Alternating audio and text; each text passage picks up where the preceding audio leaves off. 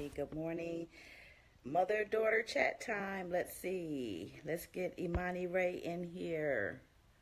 Let's see. Victoria Knox. Wow, my phone has been really. Let's see.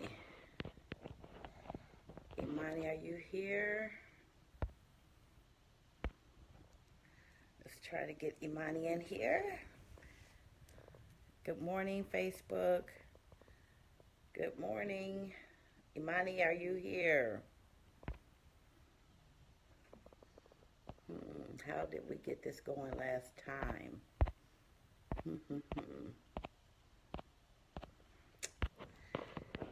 Good morning, good morning, good morning. Imani, what did we do? Imani wants to join your broadcast. There we go. Yes. Add Imani as a guest. Bring him on the. Yep. Good morning. Good morning. Hi, Mom. I had some awesome music going, but it was supposed to be an instrumental, but it wasn't, so sorry. Oh, wow. We need music. I've had a rough technology morning. Your Amy is joining us. Pat had told me to turn my phone horizontal, but I'm not because it just seems weird. Is it not working? Should I? Yeah, try it out. Victoria, I'm sorry, what did you say, Imani? Try it out horizontally. Okay, Victoria Knox just, I invited her. She just jumped on and said, it's early. It like, is. Don't play with me. It's too early.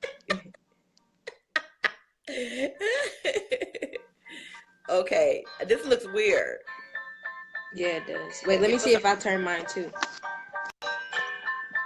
Nope. Or I don't like it. Sorry, Pat. then we read the comments sideways. That's weird.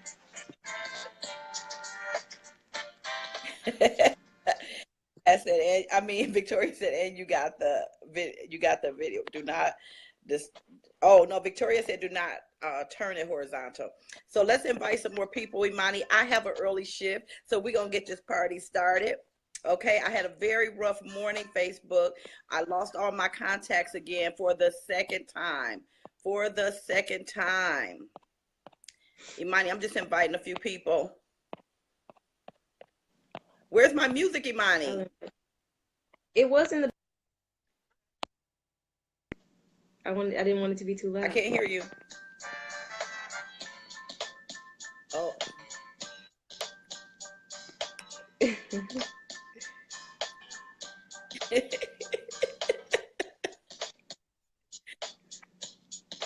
Yeah, we're gonna get a few people I'm tired, Mom. Good morning. Good morning. Victoria said, hey. I know you're tired. You had a busy weekend.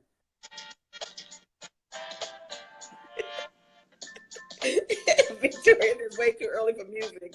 Victoria, please, I got the early shift. This party about to get started early.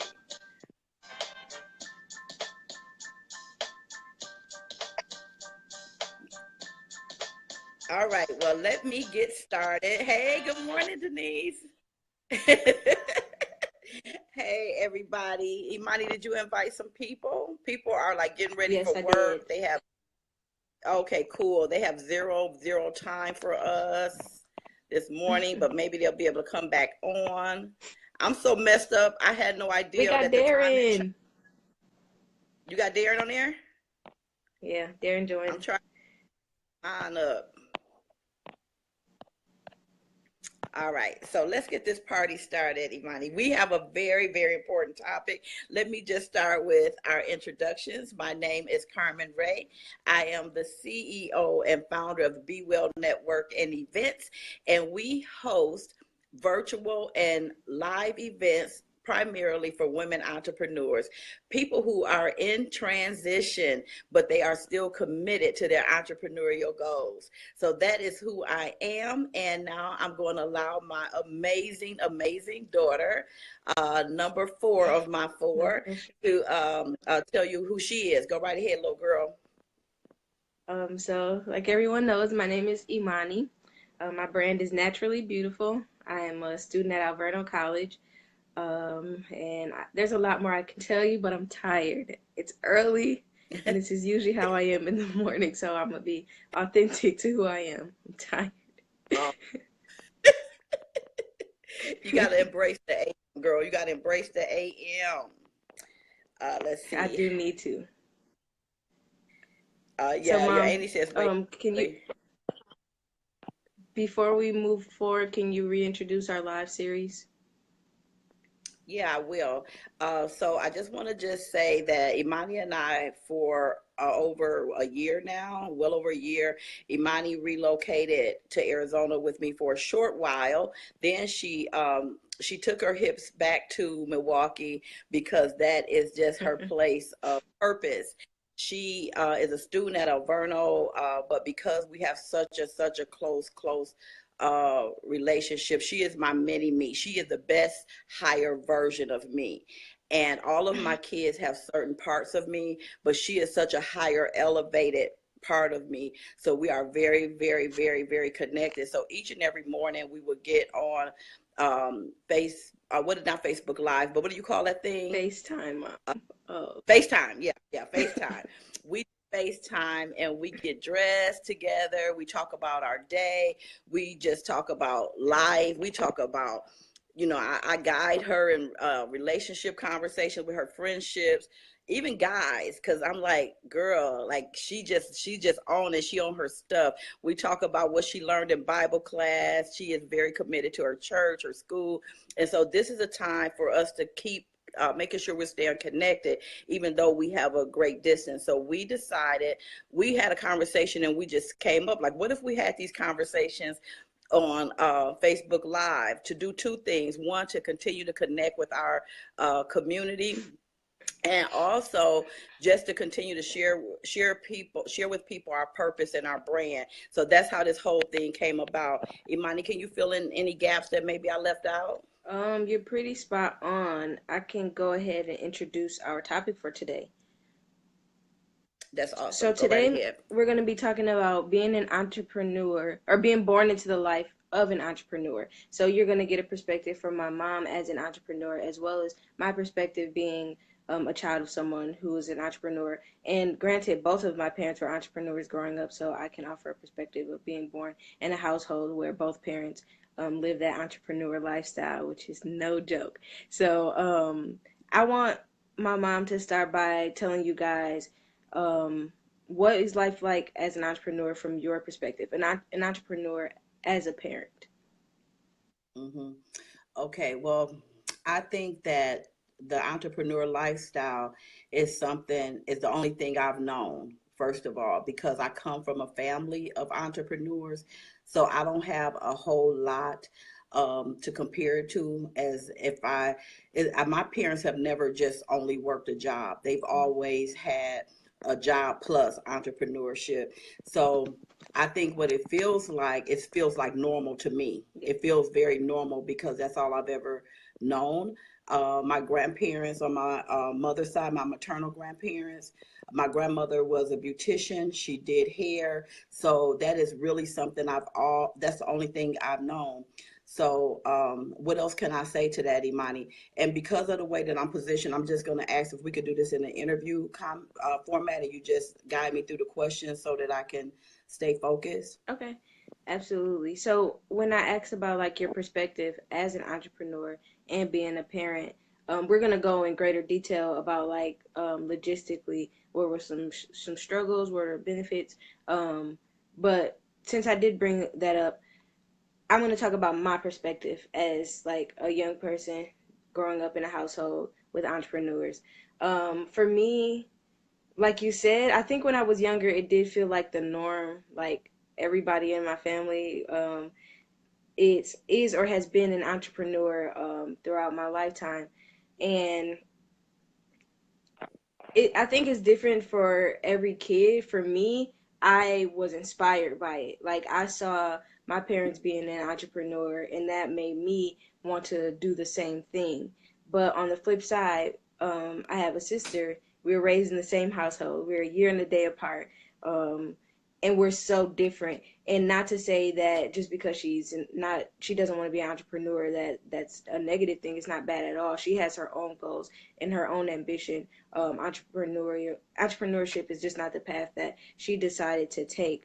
So for me, it did kind of feel like the norm. But I do remember times where I won't get too much into the benefits of it, but like I remember us being or having more free time than I think other parents would have with their kids because of like a 9 to 5 or something like that. I got a chance to travel around with my parents, see their workshops and things like that. But I don't want to get too in depth because we're not on that part yet. But mom, what has been the biggest challenge or sacrifice that you've had to make as a parent Okay. entrepreneur? Okay, I want to answer that because there's many sacrifices, but I want to go back to what it feels like to be an entrepreneur. I don't want to sugarcoat this. And like, I didn't go to school to study entrepreneurship. I kind of fell into it. And it is one of the most stressful things in my life. I love it. I didn't study this. I was born for this. And so you have so much inconsistency in Mm-hmm. your finances. It puts a huge burden on Yeah. relationships. Uh, I really think there's a way that I want to encourage entrepreneurs to do it different and do Mm-hmm. it better. Um, you want to have maybe one person, like there's no way I could have generated the kind of income that I did as an entrepreneur if it wasn't for Terrence's consistent, steady check. So that's the first thing. It's very difficult when you don't have that consistent income. And so because once Terrence finished school, he secured his employment. When we were married, it afforded me the opportunity to have my basic needs met so that I could be creative, so I can go out and build those entrepreneurial relationships. But it is not anything that I would wish on a person. I truly love entrepreneurship, but I don't like to sugarcoat it. It is highly stressful. You are the everything. You're the person that has to market your business. You're the person that has to brand your business. You have to have very good network, because the average person, many of my friends don't want no parts of entrepreneurship. So I feel myself leaning towards people who are entrepreneurial. But the reality is that we are a different brand. Like, because people are looking at you like, why are you losing everything? Oh my God, you just bought a house. Now you're in foreclosure. Like, what the heck? Mom, And you so the getting rest, real. You getting real. Imani, I don't know no other way. And so, and then I look at people who have gotten themselves very comfortable in their cubicles or whatever, and they look at me like I'm nuts, but I look at them like they're nuts because I have experienced amazing things on my entrepreneurial journey. Yeah. I've served on boards. I worked in a committee to bring Hillary Clinton to Milwaukee. I have done amazing things on my entrepreneurial journey. I wouldn't trade them for the world. Yeah. I have had contracts with hospitals, a Department of Corrections. I've been able to take my kids all over the place. I got a chance to go to England with Terrence to speak. We've been national certified trainers. None of that stuff would have happened if I wasn't true to my entrepreneurial calling. But I'm just telling you that this is no joke. Like, I don't wish this on nobody. This is just who I am. And so it comes with a lot of judgment. You make a lot of mistakes. You don't know if you're coming or going. So it is very difficult when you have children. So that is the thing that I have most to say about that right now, Imani. So Can what I was my add, other question? before we get to that, can Yeah. I add, because you got real, and since you got real, like I want to get real about my perspective growing up in a household like that. Um, Yeah. you touched on some points that I really wanna circle back to. I think I had a lot of challenges growing up being a kid of an entrepreneur because I just I feel like everything was so like either we gonna make it or we not, depending on where we are in our entrepreneurship journey. And I Yeah. never really thought about that until we were having this conversation right now. And there Hmm. it's a lot of confusion when your parents are an entrepreneur because you don't know if you're coming or going. And when That's like for me, I was inspired by it. So even growing up into my teenage years, like most teenagers, like they want to get a job and like start saving and stuff like that. But I never had that passion to like I just couldn't see it for myself because I didn't see it growing up. And like my sister and I got one of our first jobs at Piggly Wiggly, and like I'm trying to be like a normal teen. And like when your parent is an entrepreneur and it inspires you, there's no normalcy about that. There's nothing normal about it. Like I feel like maybe that's why I'm the weird one in the group all the time, because I've just had experiences that made me this way. And I don't see that as a negative thing. I love who I became because of my experiences. And you touched on the whole foreclosure thing, and I don't want to get too real. I don't know what you're comfortable with, mom, but like I look back everything. I look Everything. I'm sure I it look is. back now, and like some days like I drive around Milwaukee, and I drive around to all of the homes we used to live in. Um and it's so funny because at some points in my life, my friends thought we were just so rich because we lived in this nice big house, and that's when entrepreneurship was on the rise. Yeah. Uh, Yeah. for my parents. And then we had times where we lived in an apartment. It was like all over the place and a lot of moving. And I will say that that constant moving has had a really, really extreme impact on my life to this day. And I would say there's pros and cons to us moving around a lot. Now that I'm older, I'm seeing more of an impact on it, or effect on my life. But when I was younger, I was like ready, like, all right, let's go. What's next? Where we living next? As long as I was a Mhm. really like optimistic kid when I was younger. I always like Yeah. I always believed and I always had hope. Like, okay, this didn't work out this time, but we're gonna get it together. We're gonna pull it together. And I think that's what helped me get to where I am in my life right now. Like I struggle a lot, but I always am able to look back at things and see where I came from and notice that I've had good times and I've had bad times. So I'm able to humble myself in that, and know that at the end of the day, God is gonna take care of whatever my basic needs are. My mom always taught me like if my basic needs are taken care of, I'm good. I just pray for the rest.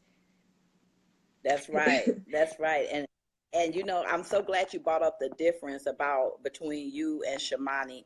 And as a parent, you know your kids. And Hmm. I'm thankful for Shamani because Shamani was traumatized by entrepreneurship. She's seen her family build a very successful business. Her grandparents build a very successful business, and she's seen because of jealousy, envy, hatred and other things. She's seen that whole family legacy be wiped out by people that she thought that she could trust. So she's traumatized. So she'll tell you in a minute, I want no part of that. I'm going to work. I need somebody to pay me when I finish. She don't want to take any leadership roles. She has been offered supervisory positions in her job, but she said, I only want to be responsible for myself because I don't want to get that close to people. Whereas Imani's approach is that, come on, if you're negative, I can make you positive. She is about that entrepreneurial life. So I would not ever try to melt and pour entrepreneurship on Shamani because she is that corporate girl. Yeah. And I want to just nurture and embrace her for where she is because again I would not wish entrepreneurship on anyone, but for me in my life I wouldn't trade the journey for anything. I don't care. I have had some of the best experiences, all of the trips and the travel and the Kalahari trips, and we just had a beautiful, beautiful time. But it came with way too much sacrifice. So if I had a choice, I would go punch somebody clock in a minute and just be done. But I'm just wired differently. Hmm. And So I know we have to wait a move minute. on to Aquila's question here. She said, "Why is that? Why is that, Carmen? Wait, who is that? Who is that on the camera with me? Oh, that's my daughter, Aquila, Imani, my youngest daughter in Milwaukee. hello. So go ahead, Imani. What are we supposed to talk about next? Because I got about another 8 or 9 minutes before I have to leave for work. I want to make the most of it because I love this topic. Okay, We I might want have to do a I part two. want Yeah, we might because I have some more to say. But so your next question, Mom, what was what has been the biggest challenge or sacrifice that you've had to make as an entrepreneur that is also a parent? Uh, Betrayal, lot of betrayal, I had a lot of betrayal, a lot of not building on a good, solid foundation. Not only was I betrayed a lot by other people, a lot of times I betrayed myself. I did not use best judgment. I had several mentors, but not ones that I could fully trust. So therefore, I made some bad decisions, and so one of the challenges is that it's just not a game. You know, entrepreneur is not a game. You have to have, I would tell anybody, if you don't have good legal and financial counsel, proven and tried, you will you can really ruin some things. So it just that I didn't know which people to trust. Yeah. And so I just had a lot of betrayal. And because of that entrepreneurial journey, it brought about a lot of suffering for me and my family and my children. So those are the things that really come to mind, is like betrayal and just thinking you know stuff and you don't be knowing jack. Like, go get your skills up. You know, I really was a know-it-all. I wouldn't trade it because I played the game while I learned it. I played it. I didn't sit back and wait and go to school for 6 years and jumped out there. I got out there and got the knowledge. You know, I got it the hard way, but you know, I learned a lot. So what do you think, Imani, was the biggest challenge for you, you know, as a child of an entrepreneur? Um, so in the question, it talks about sacrifice, and I think the biggest sacrifice that we had to make is, I think sacrificing our like consistent income and not like settling. Yeah. We had to sacrifice, or you had to sacrifice that, in order to follow like your goals and your dreams. And Mm-hmm. even if that meant like we had to struggle for a month, that was like that's okay or whatever. And like I look back Mm-hmm. on it now and I appreciate you for that because I wouldn't be inspired to be an entrepreneur today. And I just want to point out a story that I remember. Remember my birthday when we lived in Wauwatosa, um, Uh-huh. and you were still doing like your entrepreneurship stuff on the side. And I remember it Yeah. was because Shamani's birthday is before mine, July 26th, mine's July 27th, and Yeah. on my sister's birthday, the 26th, the lights were out. Remember? During Yeah. Yeah. the lights were out. We didn't have any electricity because we didn't Yeah. pay the bill. Then the next Right. day it was my birthday and I was supposed to have some friends. I didn't have many friends, but I was like, let me have some friends over. And I'm like, okay, like this is awkward. Like my friends were coming over and stuff like that. We didn't have any lights.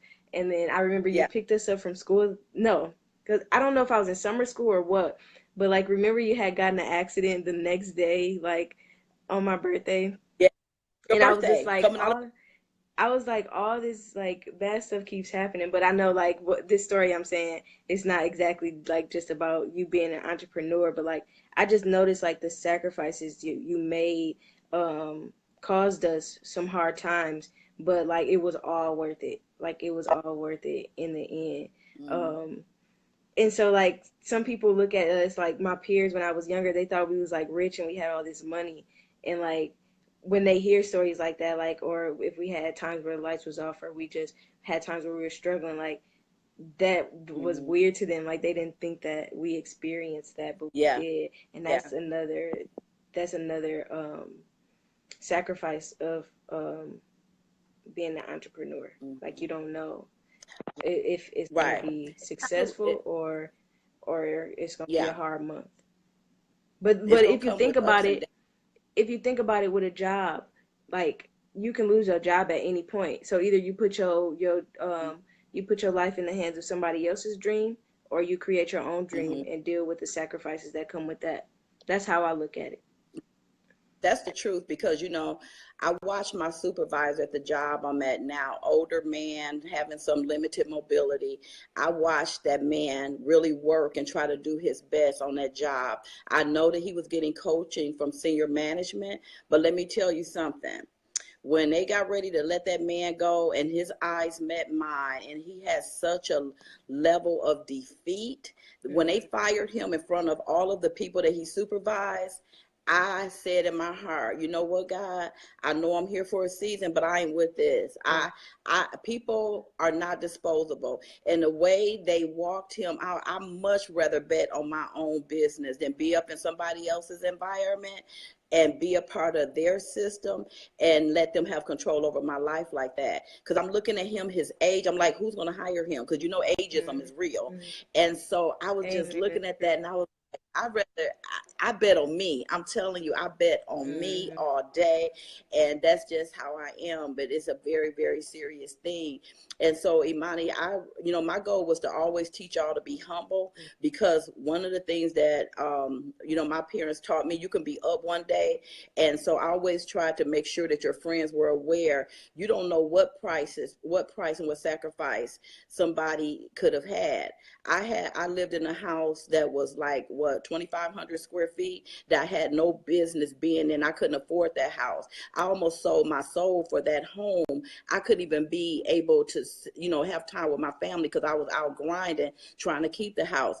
I was driving a newer car, but they didn't understand that car was a result of a really bad contract I had with a person that I was in partnership with. Like, it was you can't sell your soul for that material stuff because it will come and go. Like, so don't be looking at people's stuff on the outside and thinking they got it all figured out when all hell is breaking loose inside their house. So I just know that there's a time where I remember Shantina always talked about, you don't want to be a public success and a private failure. And so the only different thing about me is that I tell people the truth. Like, you don't want to be no public success and a private failure, because at the end of the day, what matters is your family. That's one of the reasons why I'm so committed to travel now, is because, do you know, all while you guys was growing up, we didn't have, only trips that we had is the ones that your auntie created. We never took a family trip that was just with our business. How sick is that? We had years of making over six figures, but we were so twisted in our mind that we didn't take our kids out of town. My boys never got a chance to experience a family trip. Marcus went to Disney World, but that's because Kim took him, not because I sacrificed the money and the time to take him. So, it's just, you just really, as entrepreneurs, you have to really get grounded on your values and your goals, because it can truly sweep you up. So, that's my mission of trying to help people. Now, keep your faith first, keep your family second, then you put your business third. You don't get that stuff out of order, because I had a period of time where I lived that out of order. Yes, Mom, you're making some good points. And I know you wanted to do 30 minutes, but can we do 5 extra minutes to make sure we cover these last few questions? I just really want to ask you, one, what do you think was your not your biggest mistake, but what do you think is the biggest mistake that parents as entrepreneurs make in their lives? God, I promise y'all gonna have to walk to work with me on this one, because I got so much to say about this. One of the biggest mistakes that you make is when you allow the business to be all consuming. When it's all consuming and you don't know how to create when you don't know how to create balance, and you allow that, when I was operating childcare centers, my phone would start ringing at 5 in the morning. Many times that childcare center did not close until 9. I was on call all the time.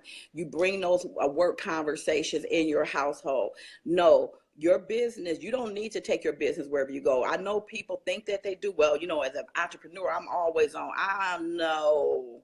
I'm not going to be always on. The women that's in my mastermind group, I want to encourage them to create balance, because I had no balance.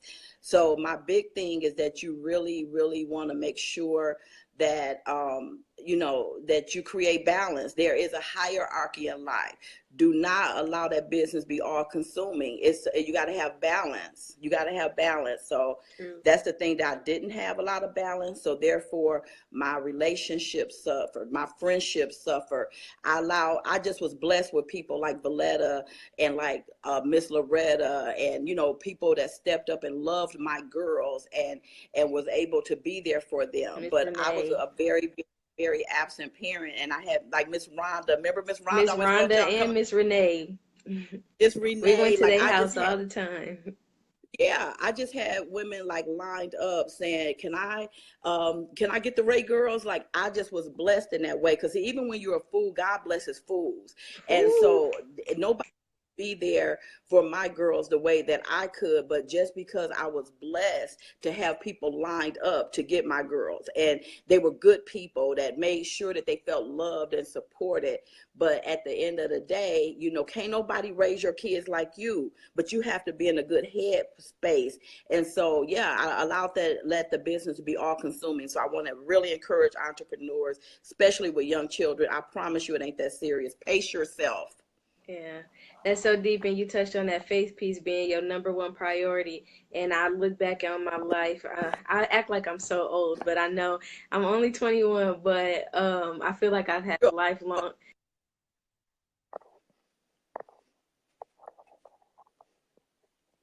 Are you freezing? Oh, what's going on? Why are you freezing? Oh my gosh, am I back? Am I back? Yeah, you're back. Okay, cool. So I was Yeah, just saying say that like that again. that faith piece is so important because I was driving around the other day and I literally said out loud, I'm like, of all the things in my life, the most consistent has been God. When I felt like Yeah. I was at my lowest of lows, or I felt like I was just not gonna make it, just really down. God has been so consistent. When I'm up and when I'm down, the only consistent factor in the whole Girl. equation has been God. So that faith piece, when you say faith, family, and then you can put your business and stuff after that, like that is so so Right. important. And your next and I think last question is what advice would you give an entrepreneur who is also a parent?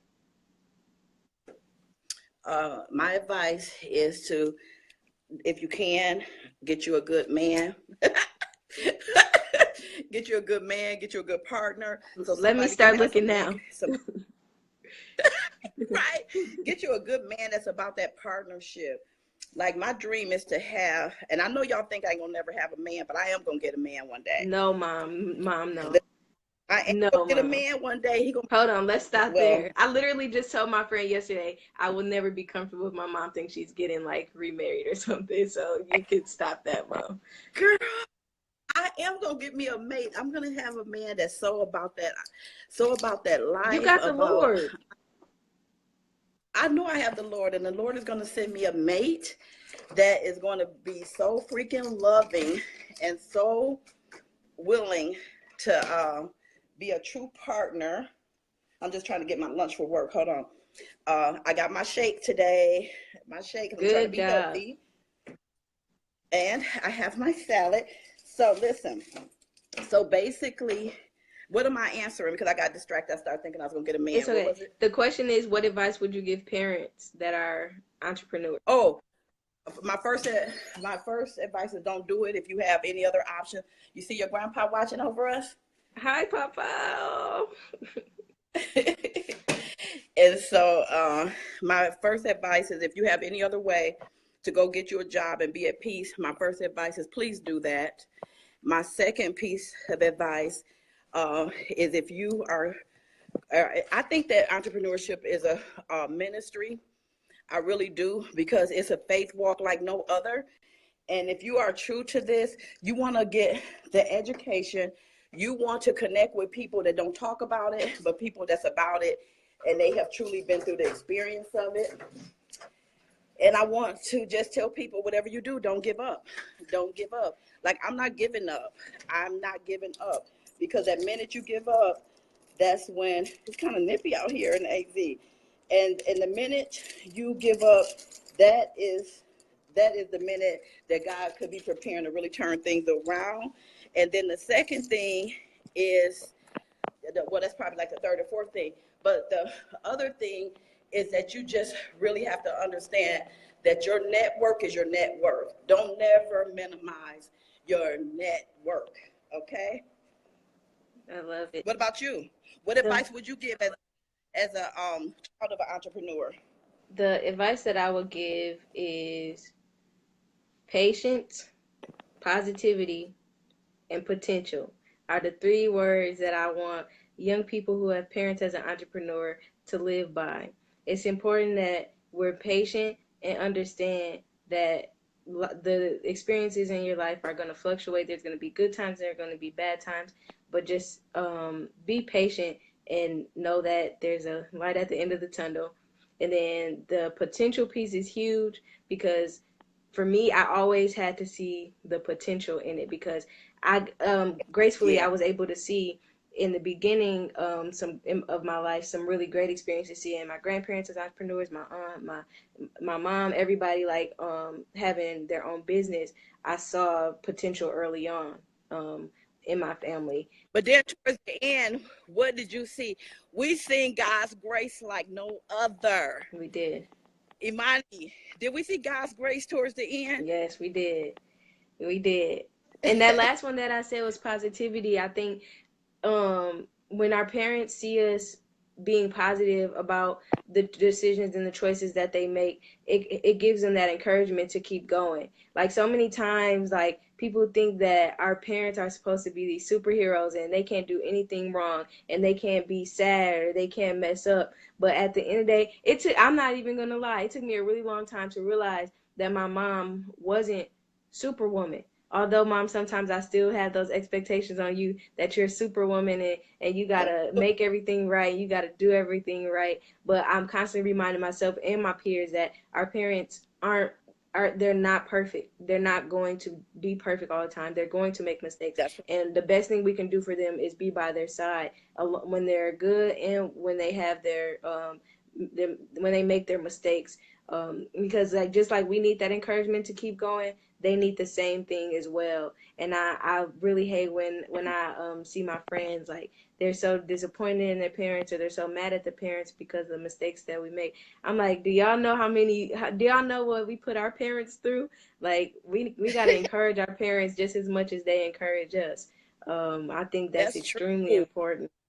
I really wanted to open it up for question and answers, but we can do that next time because I know you have to get to work, But Mom. now we can do it now You, because I'm you walking. sure? You have time? Alrighty, everybody, thank you so much for listening No, no, to no. I know I'm saying thank you It's a for lot. listening, and if you have any questions, calm down, Mom. Oh my goodness. Like, let's talk to. I'm saying thank you, and if you have any questions, please put the questions below, and we'll answer the questions while my mom walks to work. And do you want to do a part two tonight? We can do a part two tonight if you want to. I'm down. Okay. All right. So can you see the questions? Yeah, let's see if anybody has any questions. Some people were asking questions before, so I'm gonna go back and have you answer some of those, Mom. Um, Okay. Just read them out to me. okay, so we got some questions. Darren said, Carmen, can you elaborate on why people don't want to get bold with entrepreneurship? Well, because we haven't been socialized and conditioned. Our school systems and the systems in this country teach us to be worker bees. We Mm-hmm. don't. It don't teach us to understand the power of entrepreneurship. And this is not a black or white thing. It's a green thing.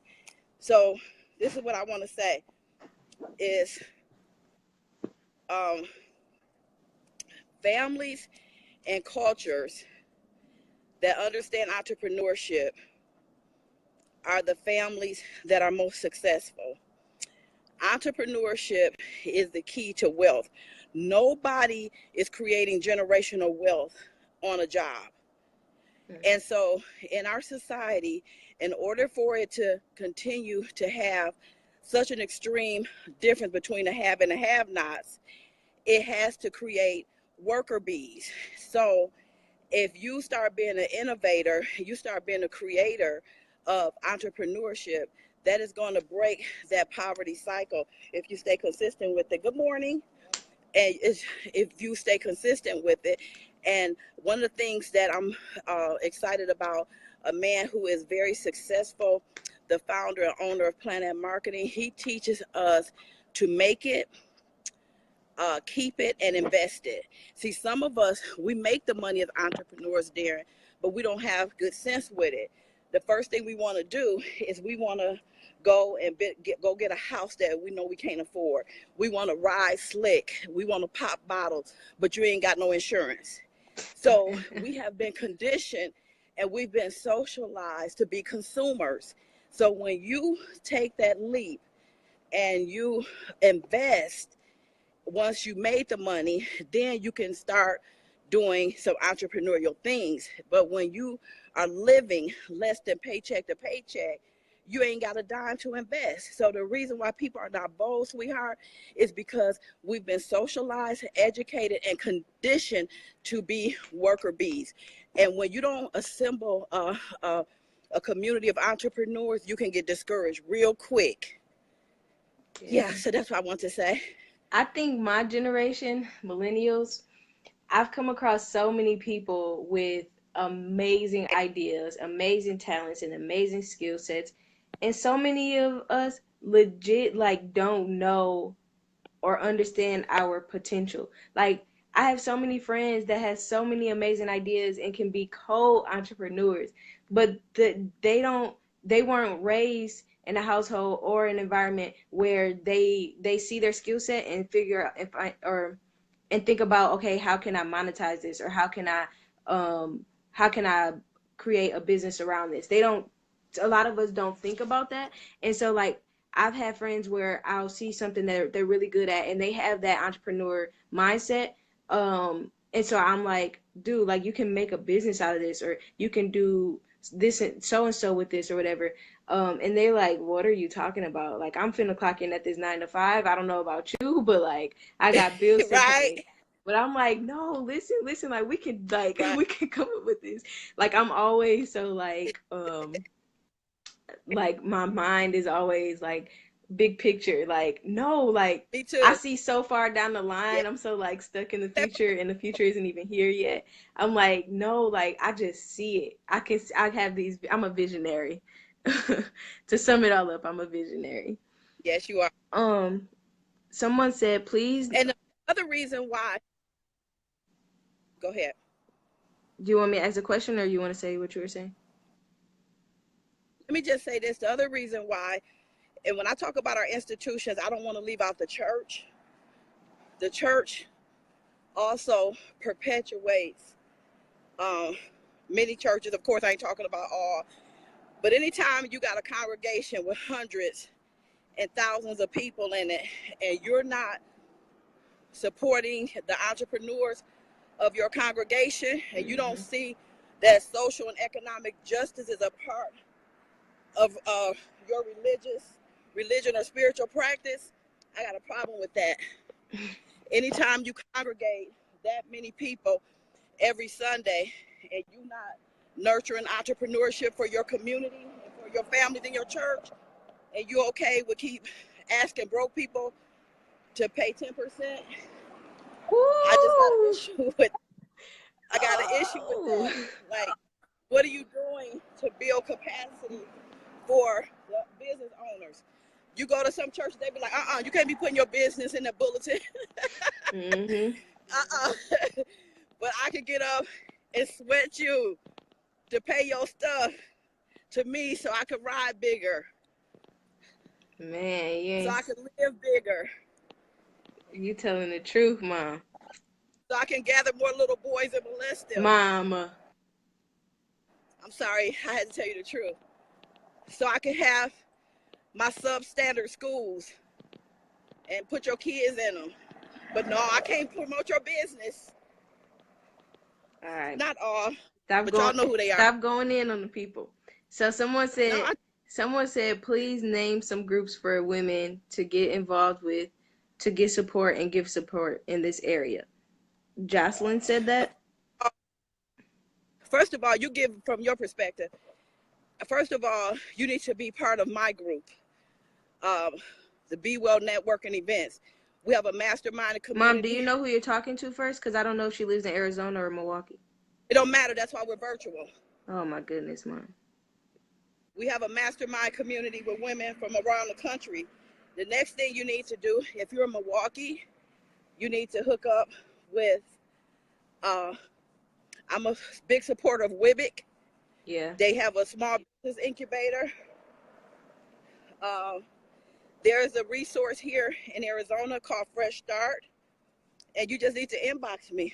My goal is to help entrepreneurs to do a better job and have an easier road than I've had. She's in So that's Arizona, my answer. so your help, so you're a resource for her. She can inbox you, Mom. You can inbox me, please do. Okay. Darren said that's what I was thinking. Why don't churches start small business investment funds? Yeah. Good point. Good. It's because they've been socialized too. Good point. Good point. Mom, do you have any more questions for me? Well, so how do you stay motivated for entrepreneurship when that's not necessarily the natural thing for your peer group? Where do you get your motivation from? I get my motivation from